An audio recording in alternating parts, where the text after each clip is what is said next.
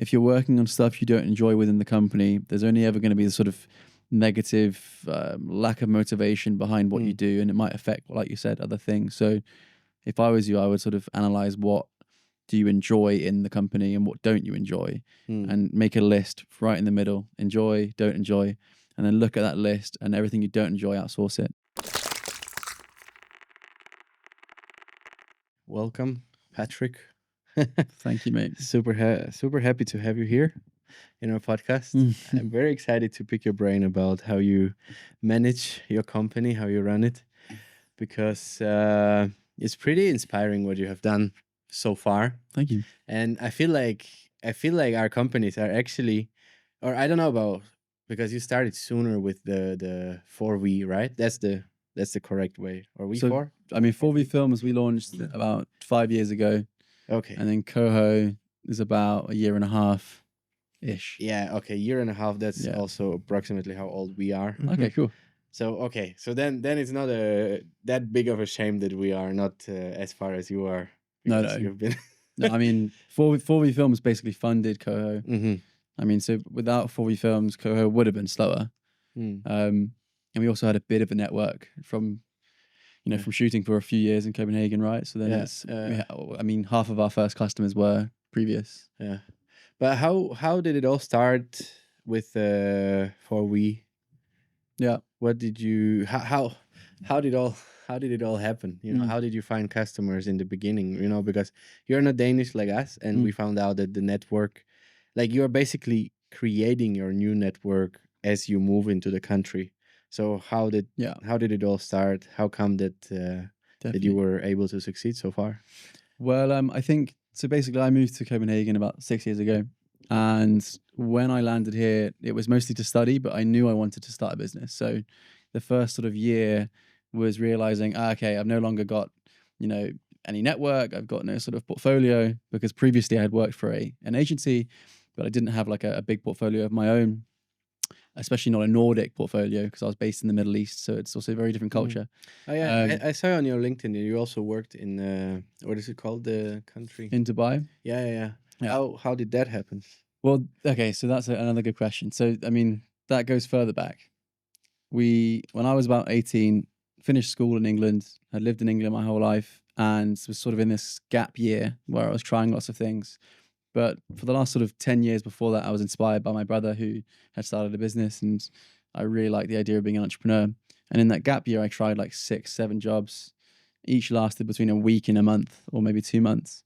And I tried all sorts of things, mostly whatever I could get my hands on. So I worked in a chocolate factory making chocolate. I sold milk door to door, like a milk salesman. Okay. That was kind of mental. And that lasted a week because it was the worst job. Selling milk? Selling milk door to door. So like bottled milk. Yeah, it's kind of like a retro thing, right? People pay for that now. They want that experience. So I was going door to door trying to get people to sign up to this sort of milk delivery. So it's not like it was like a subscription, but it was awful because most people slammed the door in my face. Yeah, sure. And it was like savage hours, 12 hours in this like high vis jacket, just walking around door to door. And your revenue basically comes from commission, but you have to get loads of bottles through to get the commission. So it was rubbish. Tried lots of other jobs. And then one thing that sort of stood out to me was that, I hated having a boss. Most bosses were pretty shit. I'm just going to tighten this real quick. Sorry about that. No worries. Most bosses were pretty shit. None of them were inspiring. None of them were motivating. Some of them actually sort of bullied me. I mean, I worked in a restaurant or a pub, and the manager used to sort of make me cry at some point. My brother got involved. So I've had some fairly shit experiences with bosses. And it kind of solidified my position on wanting to be my own boss, and also wanting the freedom of doing what the hell I want to do. I think that's really important. So I basically took that experience, and then,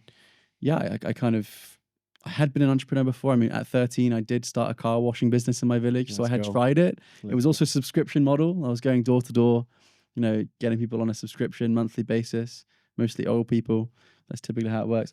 But that was my first experience in business. And then 18 years old, tried working for other people, didn't like it. And I thought to myself, well, I need to do something of my own. And then I'd always liked movies. I like watching, I like cinema. I liked Christopher Nolan.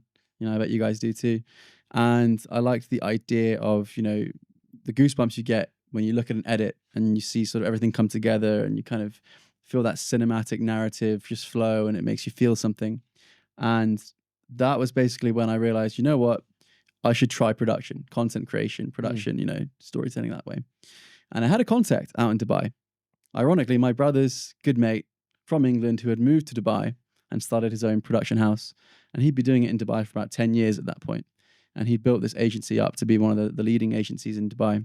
And they were working for brands like Will Smith, like Netflix documentaries. They were doing Audi commercials, you know, all sorts. And so I reached out to him. I was like, look, I'm 18. I've got no experience. Can I come work for you? But I pitched it in the way that what I could do is just sort of help you systemize the business, do whatever you want me to do, be a sort of extra pair of hands. I can learn fast. You just pay for my flights, my rent, and my sort of living costs. There's no salary needed. It's almost like an internship, right? And he said yes, probably just because he was doing his mate a favor by bringing me over. And so I just flew over there. And literally day one, got to his apartment. His agency was actually at his home office. It was a home apartment in JBR in Dubai, like 43rd floor, huge apartment. They converted half of it into an office. 8 people in the team just running around, all from different, you know, countries. You know, there's a French guy, Indian guy, all sorts. Really cool. And then he was like, right, first thing on your list, clean all the kit. And I was like, what? And I looked at all the kit and like the cameras were scary, man. It was like Sony FS7s. Like I had never seen a camera before. And then I was like looking at these cameras. I was like, holy shit, this is insane. Drop like, this. Yeah, I was like, it was super overwhelming. Yeah. But like that was like the first task. And then the next day I went out on a shoot with Carlsberg. Okay, shoot with Carlsberg. And I was the second DP on that shoot. And he said, right, here's a FS5. Sony FS5 and a tripod, go and shoot. You're the second camera operator. So of course the content isn't all dependent on you, but figure it out. And it was like this huge sort of football sort of tournament and captured a lot of footage. Brought that footage back to him and he was like, fuck, like you actually did a really good job. And I was like, fuck, I actually enjoyed it. And so that basically sparked this kind of realization that I had a natural sort of skill for it and a natural like enjoyment for shooting. And then he started making me edit the projects, and then it's one thing led to another, and I was delivering the projects to the client, and these were paid gigs. And so it sort of just spiraled that way, and then I got more and more sort of responsibility. So by like the sort of third, fourth month, I was a full-time paid salary with him out in Dubai with, you know, some crazy projects going on, and sort of leading, you know, the DP role for a lot of them. Some of them assisting, some of them shooting, a lot of them editing. So it was almost like a huge crash course in this like 3-4 month period where I learned so fucking much. And I think you only learn that through this, you know, learning through the deep end. So that experience was like, this is the industry.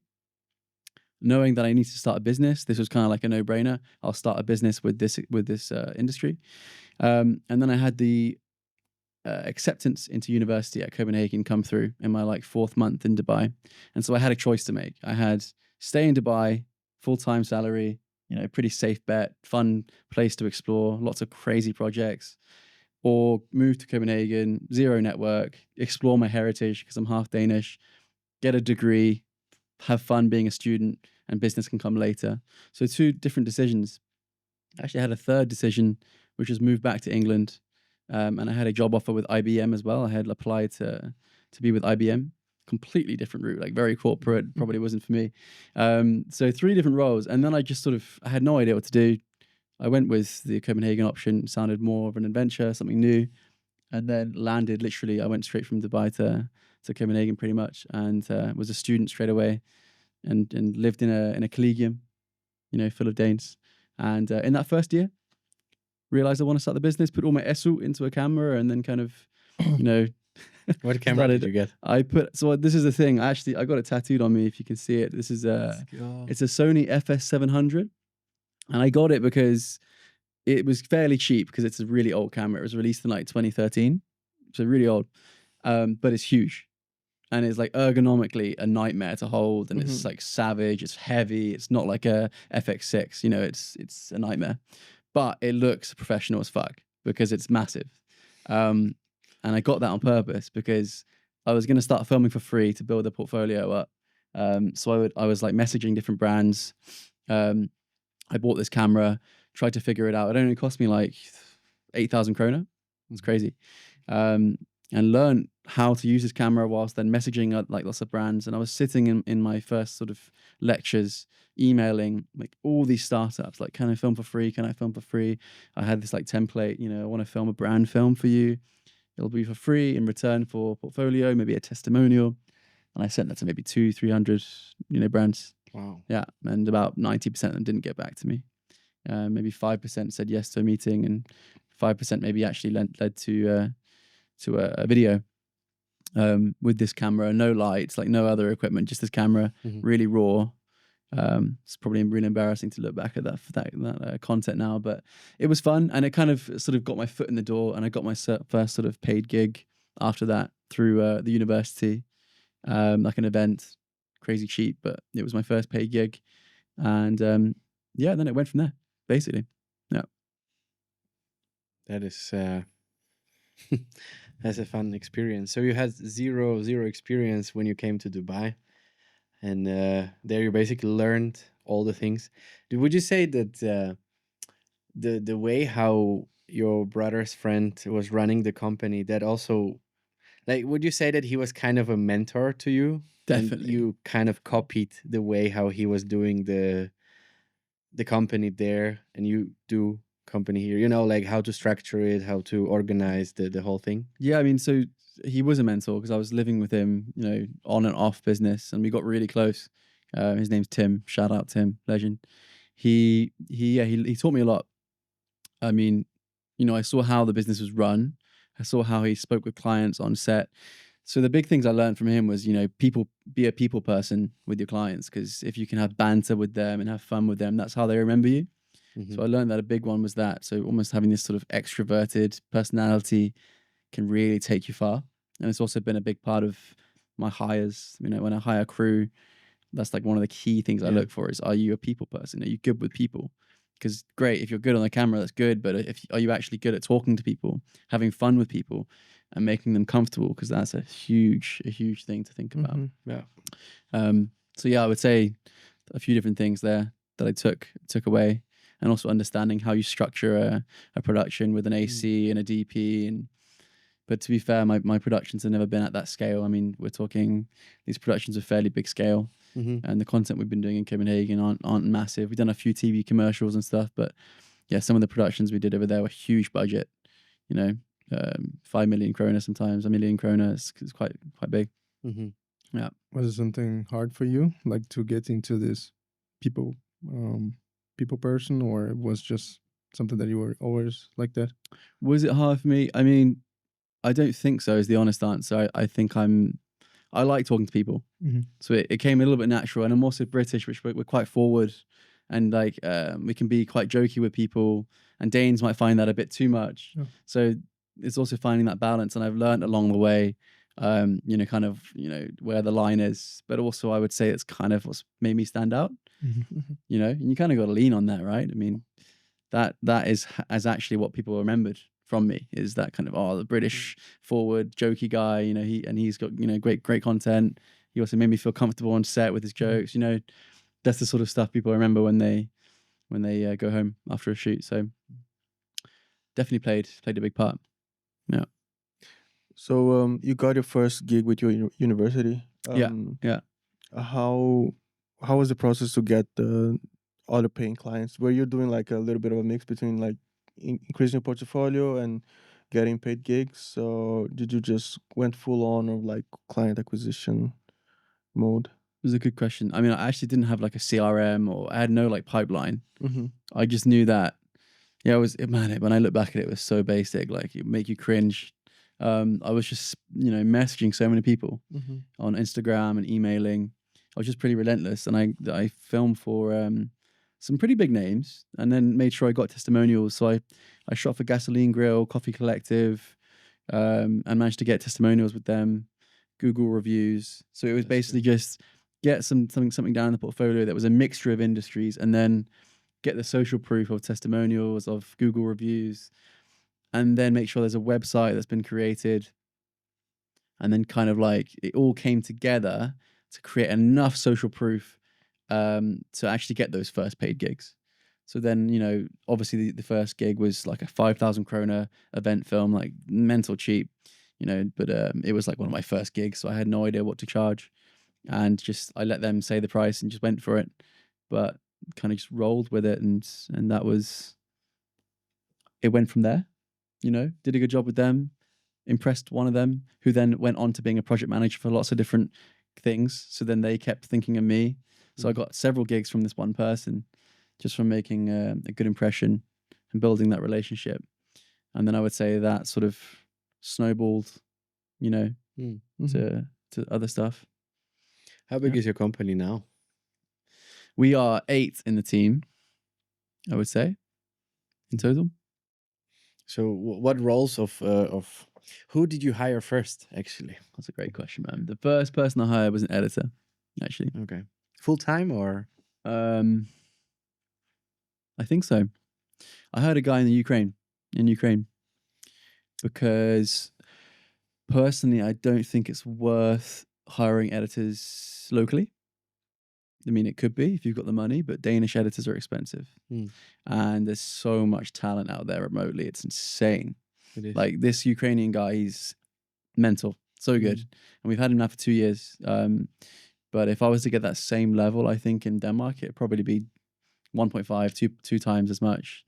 So when you're bootstrapping and you're playing it lean, I think, you know, what in my mind it was sort of outsource wherever I can remotely. I think that's also the future of a modern agency. Is kind of a good balance, you know. But editing, I used to get really depressed just staring into a screen all day, trying different transitions and getting creative and trying to think of a new thing to make this video stand out. I used to enjoy it, and then it kind of, when you're trying to run a business, there's only so much of it you can do, right? Along the side. And there is always something that you're aware that, oh, this is not done, that is not done. I need more clients. This client didn't get my answer, and all those things. So then you don't even have the mental capacity to be really creative. Yeah, exactly. How do you deal with? Are you able to rest? Do you know how to rest? That's a funny question, mate. Am I able to rest? Are you guys able to rest? Rarely. So because I'm studying as well, right? Yeah. And then we have this long break in January, and my friends ask me, "Oh, so you have a lot of time. What are you gonna do?" And I'll have more time to work on the things that I want to do. Yeah, you usually fill the time, right? But I mean, I think it depends what you mean by rest. I think that's more of the question. Because I mean, for me, it's when I work, I enjoy the work, and I can get carried away with it very easily. So, for example, during Christmas, I came back today, first day back, super rested. Like, wow, I feel amazing. But I was working like most days in the mornings, and, you know, laptop work here and there. And I'm just a bit pumped about what I do. And I think also it definitely helped figuring out what I enjoy to do in the business. And I'm luckily in a position where I can kind of choose that now. I mean, in the early days, I was shooting, I was editing, I was looking for clients, I was, you know, managing projects, bookkeeping. I mean, but then I realized what I hate and what I don't enjoy and what drains my energy, and that's the things that I've outsourced. So now I'm all sort of working on the bigger picture, the vision of what we're building. Things like what would make the product amazing, what would delight our customers over the year membership, what would, you know, what would crumble first if we scale to this amount of like customers, or these sort of questions, which I find it's like problem solving, which is really like fun. And I'm also like interested in the business side of it, probably more so than the creative now. I think that's fun. So I think it's also like a good balance. You need a balance. But yeah, I also do try to clock off like 6 o'clock, try to be with the missus, have some food, and not look at a laptop again. What was the education you had? I studied business with sociology. Okay. Yeah. It makes a lot of sense now, because you're speaking some business language, so I was just trying to figure out. Well, for me, it was always the business side of it that interested me. Like I wanted to build a business that had an impact, that was scalable. I mean, for me, the medium of doing that was creating content, was shooting for clients, because I could do that. I enjoyed it. So it was that classic, you know, those like 3 circles, and you got what you love doing, what you can get paid for doing, and what's the other one? What you You're doing love for free. Yeah, and what is it? What you love, what people will pay you're for. good at. Yeah, and what you're good at. That combination for me was kind of like this. Shooting was like a good combination of the 3. So I think that is the reason why I think where you can build a business that works. You know, do you feel the same? Yeah, recently we talked with a guy who was talking about the 2/3. You know, to spend 2/3 of your time doing something that generates money, but make sure that there's 1/3 that is Pick your interests. yeah, that is not necessarily something that gives you money, but it's something that gives you energy to do the other things Within the business or just life in general. Okay. Yeah. Wherever creativity pulls you. Okay. Yeah, but within the business, we had this challenge very much at the beginning because about what is it that we love doing, what is it that we need to delegate, and things like that. You know, just as you had. Mm. But we found out that I mean we didn't have any business background before, so to understand is the whole part of delegation. So got really driven by a lot of business books actually. Yeah. Like what? E-Myth Revisited, Who Not How, Mm. also Profit First, and How to make friends and influence Classic. people. yeah. Have you read any of these books? Yeah. Are you a big book person? Yeah, at some point I was, but then I realized that I used to read a lot of books, and then in the evenings, like when I go to bed, it was be the best time for me to read, like in bed. But I realized at a certain point, I can't do business books before bed because I'm just like Too excited. you be in bed, read a business book, and then you're wired for like 3 hours. You can't sleep. You're Yeah, like, yeah, fuck. yeah. You know, so then I switched to like fantasy and like non-fiction stuff just to like take my mind somewhere else Mm-hmm. because I value the sleep more. But then I can't find in the time of the day to actually read. So unfortunately, I haven't read a business book in a while. But Hormozy's podcast, listen to that a lot. I get a lot of value out of that actually. Trying to like, listen to an episode, make notes, and then make sure I try and implement it before I move on. But I think that's the main challenge, right? You can take all this information in, so much information, but can you implement it? That's always the challenge. That's the challenge. Yeah, and this was one of the things that I found like very helpful in some of the books. There was like very applicable information, but other books that talk about mindset and things like that, I found it really hard to actually implement that. It was okay, cool.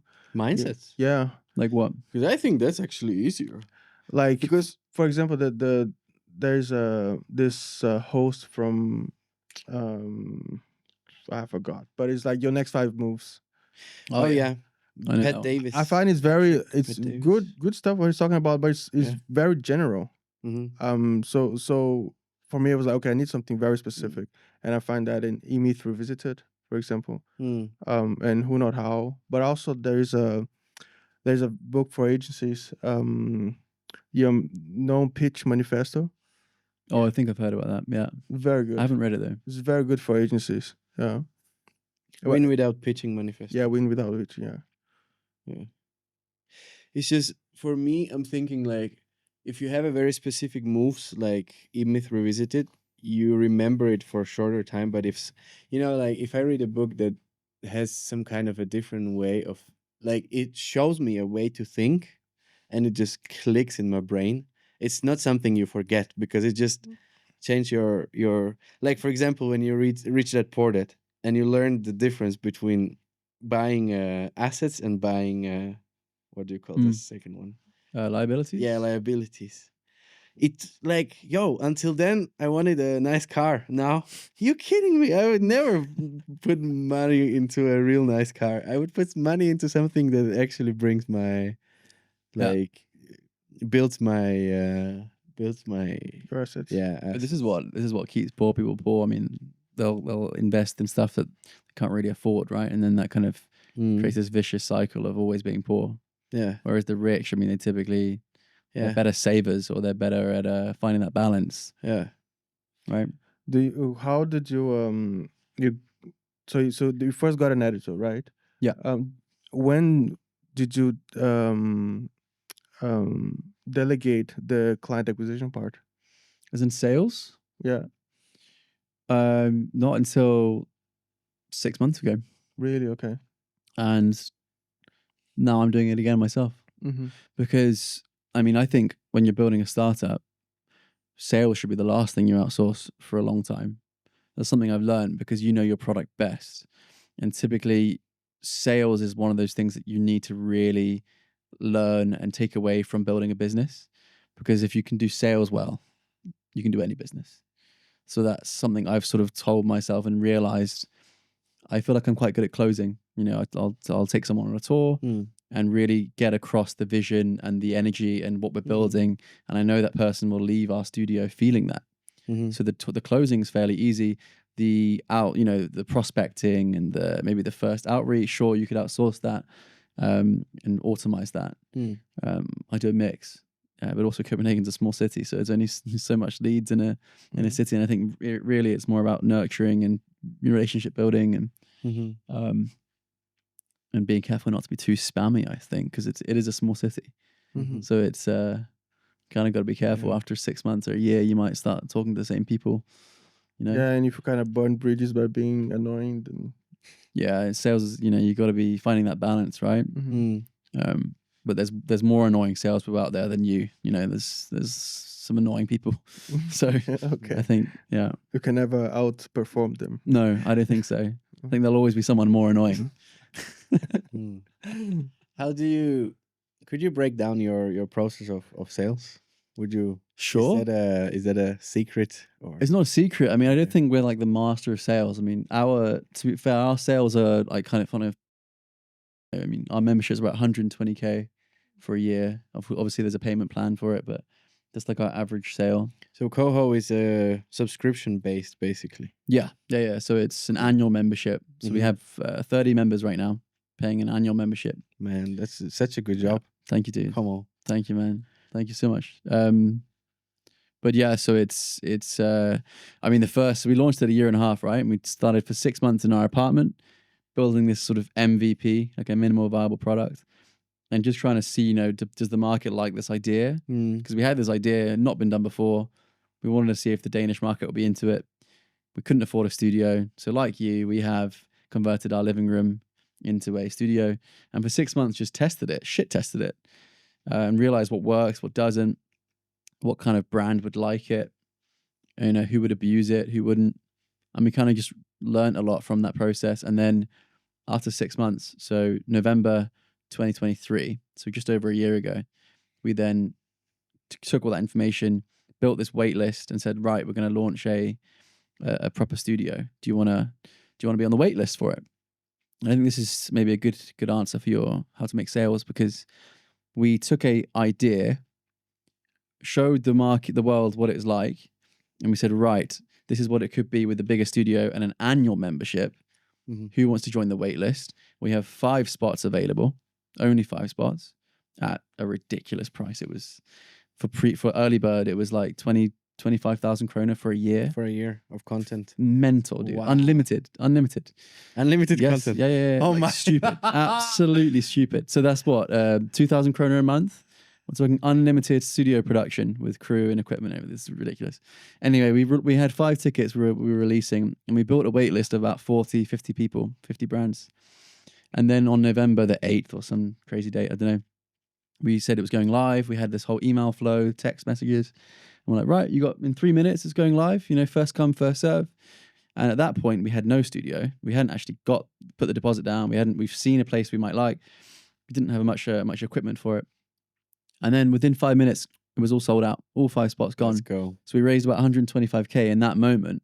And the reason we did it was because we had excess demand over supply. So we had 5 spots, but 50 people interested. And we signaled to these 50 people that there were 5 spots and 50 people in the wait list. And we built hype over 6 weeks with content on socials, emails, text messages. Yeah, I actually received some of that content. Well, back then in November? Yeah. Oh, man. I remember like the list and all that. Oh, no. And it was exactly the time that we were starting and we actually started trying to do some ads on social media. And I was receiving your ads. And I was like, man, this sucks. This guy's getting everyone. Yeah, but I mean, But you see the idea, right? Like Yeah. having a lot more people in the demand side than what we have supply. And of course, we could have released more spots, but that's not the point. Create scarcity and urgency, and that's how we managed to sell out quickly, just like a festival would. So we took that principle, applied it, and it worked. And then suddenly we had this cash that we could put down a deposit, quickly get the place, and start renovating it. And we had about 2 weeks or a week to actually renovate it before we would open up for the members to start using it. So then that was November to, I guess, now, so just over a year. And so over that time, we built it to, 30 members. And one thing we realized was, wow, low pricing doesn't mean you're going to get a lot of customers. In fact, it actually did the opposite. So it was 30K once we went from the early bird to the normal. So 30K a year. It didn't attract more people because it was cheap. It actually did the opposite. It pushed people away. Interesting. I had people saying, when we finally would convince a brand and they would join, they were like, well, to be honest, we thought it was a scam. And, we saw the price and like, it just can't be right. It doesn't work. And so we realized like our theory was, classic business theory. Oh yeah, if you price low, you're going to have a lot of people come. Didn't work. Actually, the opposite. It damaged us. We had a reputation for people thinking that we were a scam, even though we had at that point like 5, 10, 15 brands abusing this unlimited concept, making a ton of content really cheap.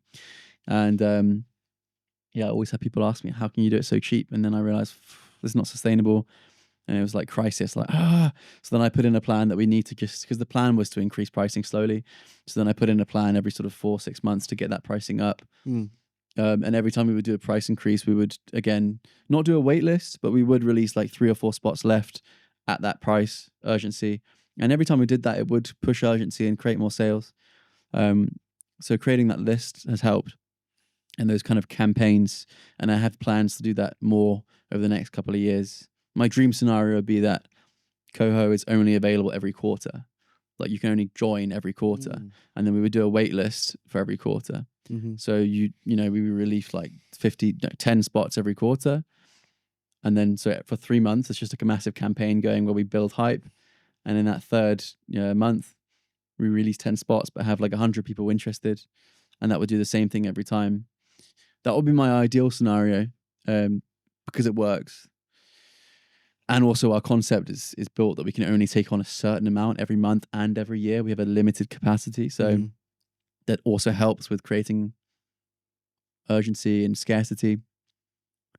So yeah. When you first started in your apartment, the first your first clients, were they paying clients, or were you just trying to test the product? Yeah, the first concept was we were like, yeah, we'll start the studio for 3 months.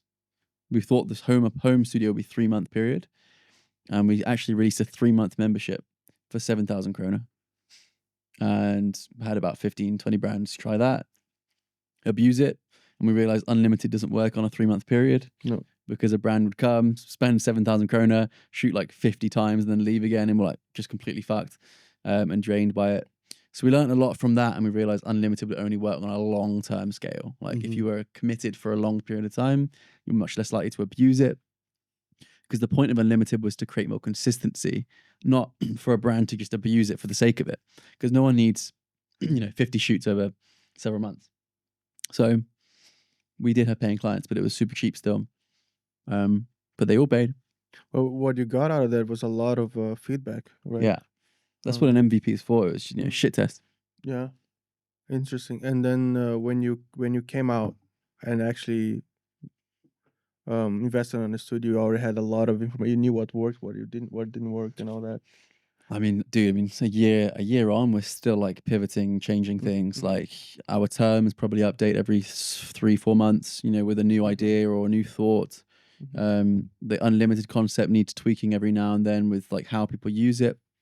But I think our goal is just to perfect this model before you scale it. I mean, with any business model, yours too, I imagine, you just need to know what works and get rid of what doesn't, and then like fine tune it. And so the way we've been doing that is, consistently asking members feedback. After every shoot, there's feedback survey.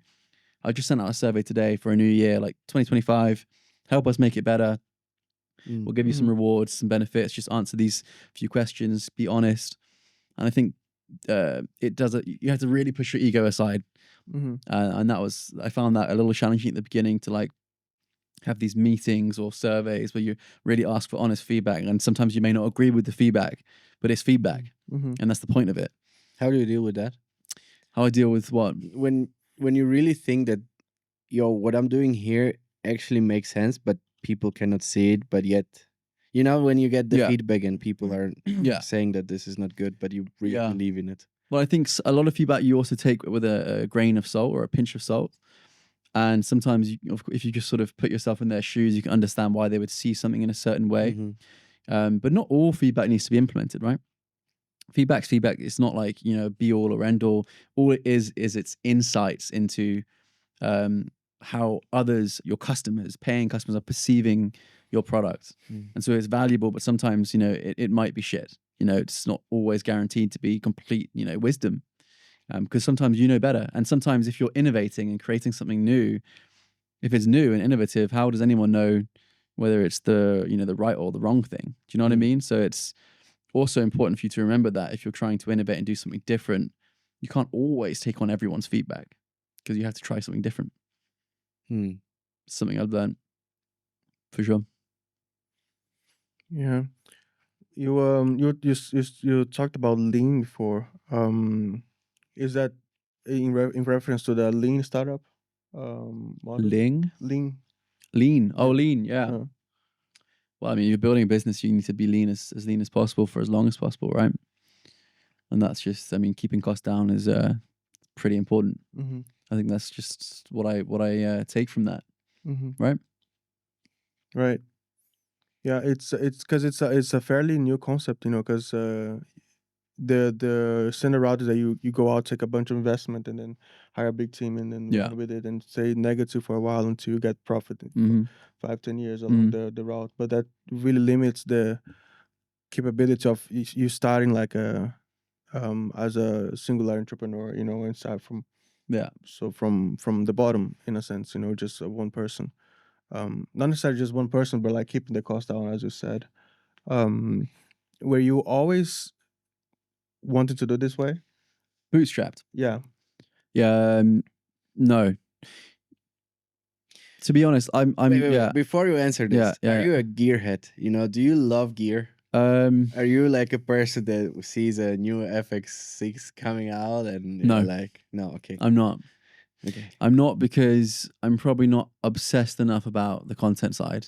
Like, I like making content, but I haven't been in that like frame of mind for a long time. Haven't been behind the camera with a camera in my hands for a long time. I used to love like building my rig out and like adding this to the rig, and but I wouldn't say I'm obsessed with it like now. And I also come at it from more of a business sense. I look at what makes from a business side of things, because I do think as creators we get very caught up in the new piece of kit that's coming out, or this new software, or whatever it is, to make the creative edit better or the creative shoot better. But a lot of the time you don't need those. I call them bells and whistles in England. Like, it's like trinkets, it's like extra cherries on the cake, but it's not really what's getting the client the sales. Yeah. And I think creatives itself, like, we need to think more about the client and the actual end result and the impact that we're trying to create, not just gear. And I mean, it's superficial, but of course it matters, but it's not everything. And to answer your question, I looked at Coho as I wanted to bootstrap it, but I also realized that it would be better if we had money behind us so we could scale it faster, because it's a new concept and people can take a new concept quite easily. For example, if an agency with huge budgets saw our concept, saw that it works, they could just copy it. Of course, it's getting harder for them to do that because we're evolving all the time and learning new things, and we keep that to ourselves. So you kind of became first mover in a sense. I mean, the concept didn't exist in Denmark or the Nordics, and so we wanted to kind of like, it was like we wanted to act fast. I mean, we wanted 100 members by 2025. Maybe we'll do it, but we thought we would have more by now. And it's been a slower process because of what I talked about. We started cheap. We had a little network. People were very, very reluctant. I mean, Danish people often are more risk adverse. They are seeing a new product. It's different to the other agencies. They're like, oof. And it was an annual membership. We're talking just as there was a bit of a recession in Denmark. So it was like a lot of new things. And so it was slow growth. And then we realized that maybe bootstrapped is better Mostly because we got rejected by a VC. I mean, I applied to, I spoke with one of the VCs in main VCs in Copenhagen. Won't say their name, but they basically sat me down for like an hour and they're like, your concept's awesome, but we're not going to invest in it. No VC will ever invest in it. We want tech, we want scalable, we want something that has AI in it, blah, blah, blah. I'm all like, fuck. Well, I think this is going to be the case for all investment. Maybe business angels will be a bit different. So then we kind of were put into this sort of category of, fuck it, we don't need investment. We can do it ourselves. And that was when we then did the wait list and we got those 5 sales and we realized you can do this if you're just clever about it and you can sort of create urgency in the market. And that's all of our issues as business owners. Can we create this urgency, this scarcity to make people want our product more and quicker? And that's, I feel, how to grow fast without funding. But it's an ongoing issue. I mean, cash flow. This is why I'm talking lean, because if you're not lean as a startup without funding, you're fucked. Because you need runway, right? Yeah. How do you create runway without investment? Well, you save up, you stay profitable. How do you do that? Well, you stay lean. Hence why we've always looked at how we can make things lean yet still create a great experience for our customers. So remote editors, or we went from home studio to actually co-working space. We moved into a co-working space, took over the whole half of it at the other end, and slowly took over more pieces of it. Instead of just going for a big space and renting out this and paying this 6-month deposit, 2-year contract. Instead, co-working space was a bit of a life hack because 3-month contract minimum, like we can get out of it within 3 months, low deposit, not high rent compared to having your own place. So different ways of being lean, thinking about it smartly, and then of course wait lists and urgency. Yeah, there is a there's a quote about lean entrepreneurship. There is it's very, very interesting, where it's like what you if you can, what's it do, if you cannot if you can rent, then don't buy. If you can borrow, then don't rent. If you can get it for free, then don't get like the Don't borrow. don't borrow. Yeah, exactly. It's basically about being as resourceful as you can with the resources you have. Because it makes you think creatively. Definitely. And that's what being bootstrapped about, though. Bootstrapped is literally about getting creative with the resources you have available. Simple as that. Right? And like thinking about, clever ways. And it's almost like a game of chess. You put this pawn forward because in 3 steps, maybe this will happen. Similar to that. And I also think when you're bootstrapped, you kind of have to accept the fact that things are going to be slower. Man, to be honest, from my perspective, because we are also in this process of bootstrapping heavily. Yeah. I'm tired of this. Yeah. Like, I would like to see us already kind of behind this. Yeah. This. How do you deal with that? Do you have also? I know exactly how you feel, this man. kind of feeling. Yeah. Of like, come on, I already want to be there. I mean, I think this is the reality of having a startup. I mean, you've got to be in it for the long haul, and you've also got to, accept the fact and be happy with the fact that you could be in a startup for 10 years, making a shit salary and living from pot of noodles to pot of noodles. I mean, I've been in a startup for 6 years. I only just started paying myself a salary 3 months ago. I was living off savings for many years.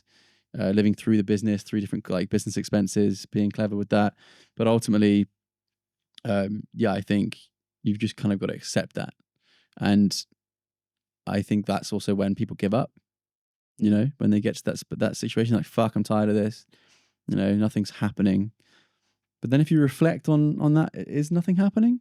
I mean, if you look at the last, 2 years, 3 years, what has happened? What sort of growth have you seen? What's changed? Maybe it's not, maybe it's not revenue, but it could be other things. I mean, if you just look at it from a bird's eye perspective, if there's positive growth in any direction, it's good. If there's not, then maybe there's something to reflect on, right? After 3 years, but yeah, you know what I mean? Would you say that 3 years is the time when you would reflect on, like, when would you give up?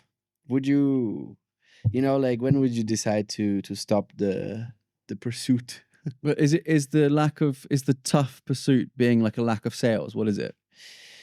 I actually don't know. I think Is it the uncertainty? What is it you struggle with?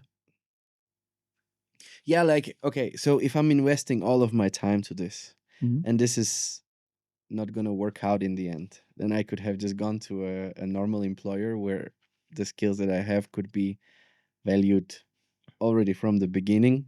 But of course, it's not the it's not equity, right? It's not like I'm not owning part of the business if I go to work for, I don't know, I just saw Maersk has had like a they were trying to get a videographer, Really? right? And I'm like, man, if I would go there, like I'm 100% sure I could get a job with them. I'm 100% sure it will be well paid. It will be super comfortable job.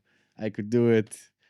But then, there's just they can kick you out and you have zero again. Yeah. Right. And here, if this works out, this could actually be something huge. But what do you value about being an entrepreneur? What do you value about having your own business? I mean, everything, if you think about it.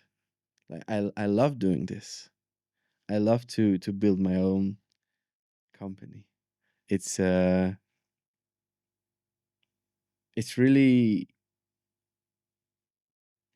the enjoyment of playing this game of chess within it.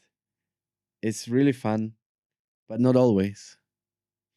And when the tough times hit, yeah, sometimes you feel like, maybe I should try something else. Mm.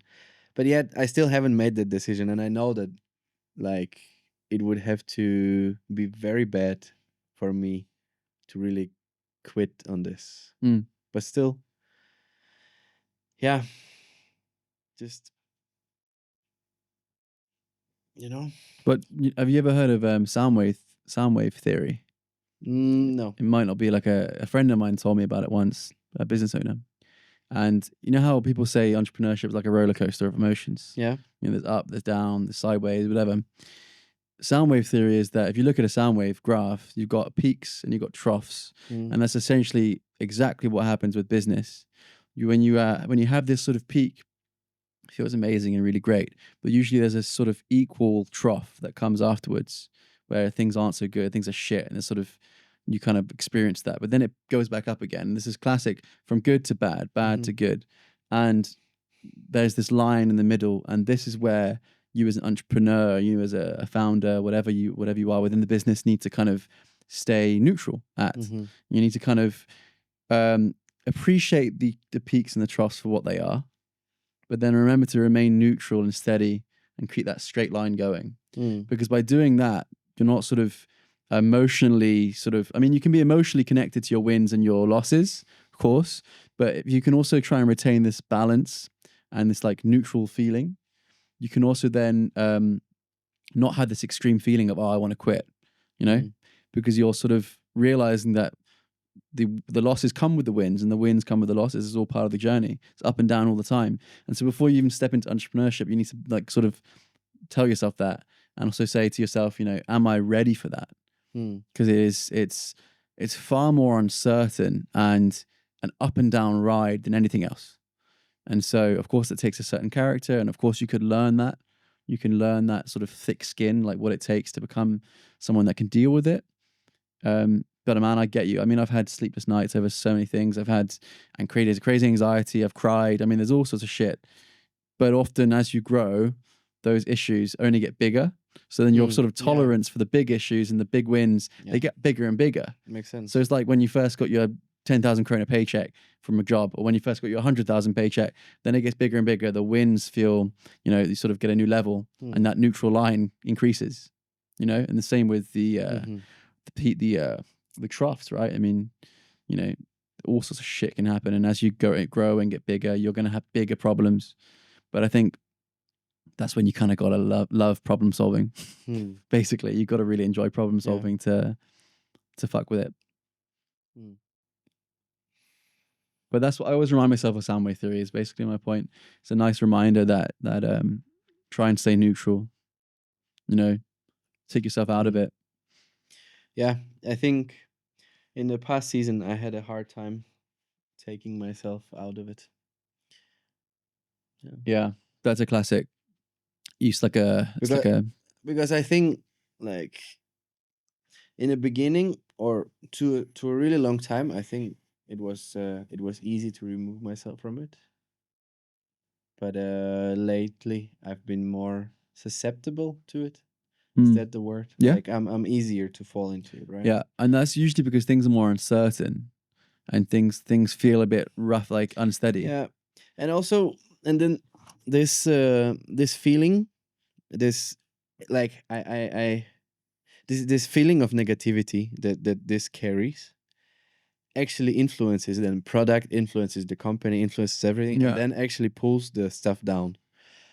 And that is making me even more annoyed, you know. Yeah. And then this kind of energy the passion that you would have for projects and stuff like that, it's not there anymore because this kind of feeling like creeps in and takes your joy out of it.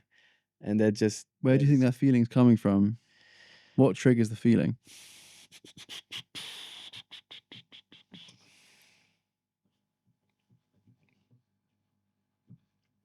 Is it from doing tasks you don't enjoy?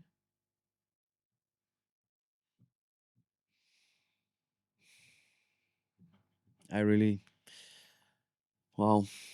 Is it maybe we expected more? Like expected to I be think I definitely expected to be further in my life. Further. How old are you? 27. Why do you think you'd be further in your life at 27? Okay, maybe not life, but maybe I expected the company to be further. How old is the company? This company's 1.5 years old. Dude, you need to calm down. Yeah, but Take a breather. me trying to be an entrepreneur, let's call it that way. That's a journey since I moved to Copenhagen. Okay. And until now,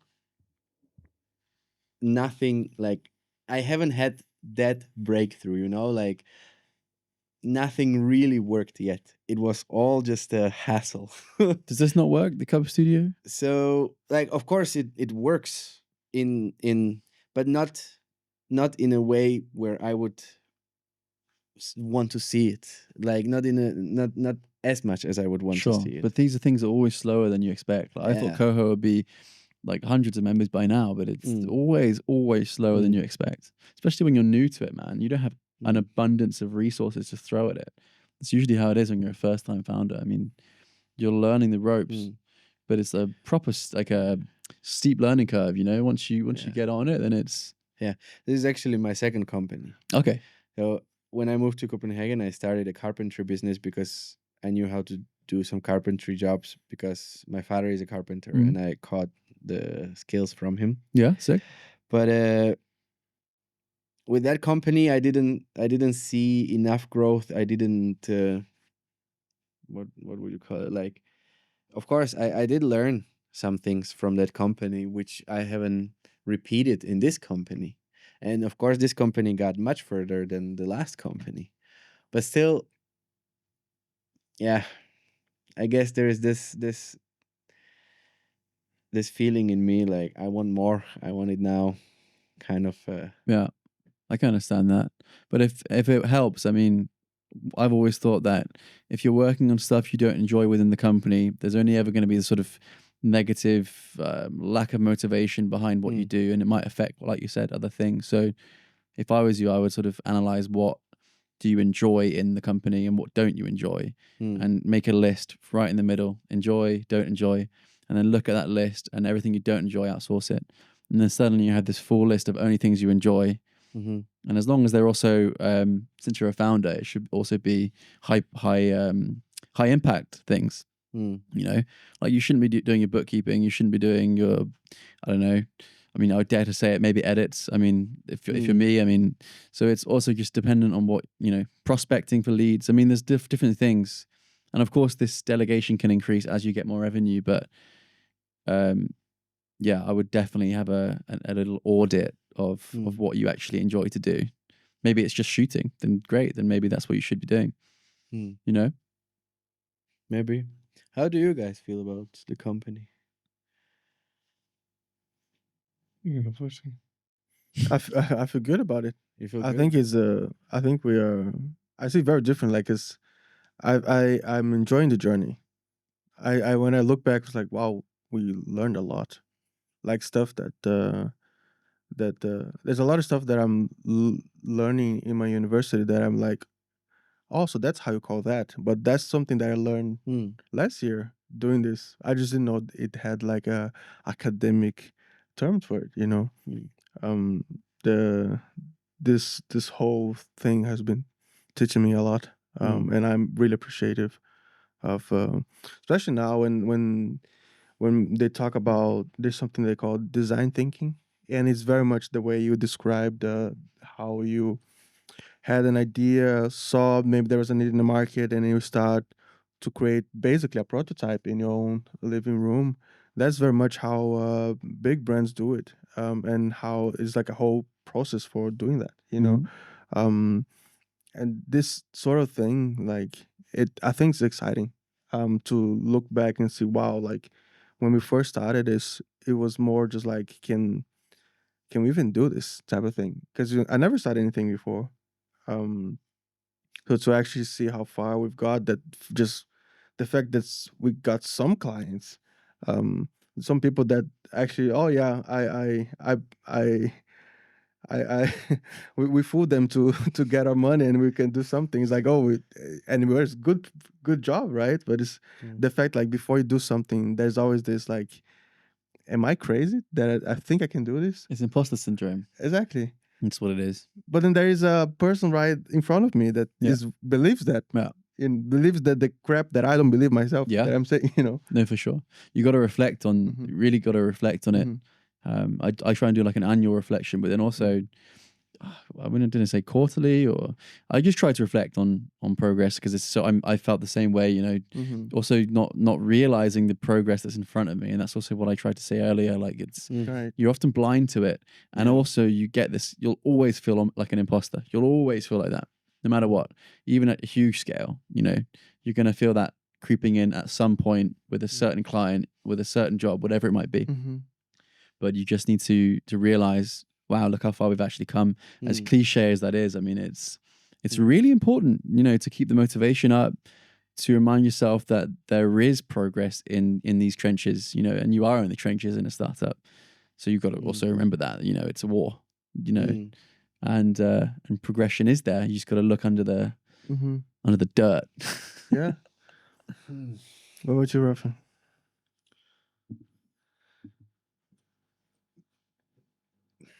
I think for me is a little bit of the example that you gave before, like to see the progress not only in the business but also in life, like it's amazing to do stuff with you guys, like you create something that wasn't there. Maybe sure other people did something, but we are doing something special, something that we are doing. Doesn't matter if this company is here, that company there. We go like slowly, and we're creating something maybe a little bit similar, or maybe something completely different than everyone else, and doing that walk with you guys, like learn every day, like learning how to talk with people, reading these books that we never look, but just because we are doing entrepreneurship, so then get into, and then it's so exciting, like how people works, how people, their brains, and also in the Russell, like we have this little baby, like this dream that we want them to grow fast, grow healthy, but we also like burn out. It's like being a parent, you like a father, you want the best for your child, but you also need to know the process. He's not ready to run. He's still like walking, like in the floor. So they're okay. What do you need? What can I take care of this thing that I really love, or see the potential, to grow and be a like strong and be a change in this world or surrounding, or so this is how I feel regarding to the Mm. company. And yeah. Yeah, the fact that we can discuss about our mistakes and reflect, I think it's really fun. Like Mm. to go out from a client meeting that we lost the client, and we just pick it apart and say like, what did we make the mistake? How can we have It's good you do approach it that. better? Yeah. Did you have a lot of that? Yeah, I mean, yeah, of course. I think there's always, as building a business, you have to kind of figure out how to remove friction wherever possible. And there's removing friction, and then sometimes it's too late and a client leaves, and there's sort of assessing why and what went wrong and how to avoid it. We've had 1 or 2 members leave over the course of our year, and then we look at, okay, what could we do? What happened? Mm-hmm. And do you know what? Something I've realized, huge lesson for me, is 9 times out of 10, any issue that ever occurs in business is all down to a communication problem. Communication, miscommunication. When 2 people or multiple people or whatever it is aren't on the same page. Mm-hmm. And so I've gotten very meticulous with wording, having things in writing, and trying to build out a journey and process that is really, really clear, almost like a child could understand it. It's a bit tricky when our product is a bit complicated because there's a lot of things involved in our concept, and in the membership we have certain rules and terms, and the way things work, a different booking system, and content cloud. It's a little less simple than just a one-off production. Mm-hmm. So that's a classic membership issue, right? But how can you make every sort of member, customer step, whatever you want to call it, frictionless and easy? And that's been a huge thing for us over the last year. Like, how can we keep doing that and thinking about it that way? Because then, of course, once you get all of those things, you'll have a product that people are going to rave about, and talk to other people about. But it is always down to a communication problem. Internally, clients, teammates, when you guys have had issues, probably a communication issue between you guys. It's usually down to that. And one thing is for sure, things in writing, messages, emails, man, it's almost always better to do a call and then get it in writing afterwards. But yeah, I think that's been a huge learning. What would be some of your, like, an advice for us, or maybe for people out there that are, thinking about starting something? Thinking about starting something? Wow. Make sure you know what the stakes are, what the risks are. Remind yourself that building a startup isn't easy at all. And it's, I think, made very glamorous by so many influencers and celebrities, right? But it's not necessarily a dream. And Until it is a dream. Until it is a dream. And I think ultimately you've got to understand the uncertainty and the risk that comes with it. And you've got to be comfortable with the discomfort, and really kind of commit yourself to that journey. And what's super important is enjoying the journey and the process, really finding a way to enjoy it. If you don't, then it's not sustainable. And so really make sure what you're building you are passionate about, and there's something within the business that you're building that you are really enjoying, and stick to that. And then I think you can be in it for the long haul. But yeah, that's probably my best advice for considering starting. And then there's all the business stuff, is there a gap in the market? Is there a need for it? Do you have the right team around you to make it happen? Do you have the network? So many things. And it depends on what. Is it an agency? Is it a product? So yeah. Cool. Thank you, Patrick, for coming on our podcast. Of course, it's been a pleasure. Thank you. It was also a pleasure for us. Thank you for having me. For everybody that is watching and listening, please go and subscribe to the channels so you can be notified if we are releasing, or when we are releasing, new episodes, so and you can catch all the best stories that we bring here. One more time, Patrick, thank you so much for coming. Thank you. And we'll see all of you next time. Bye-bye, everybody. See ya. Right. See ya.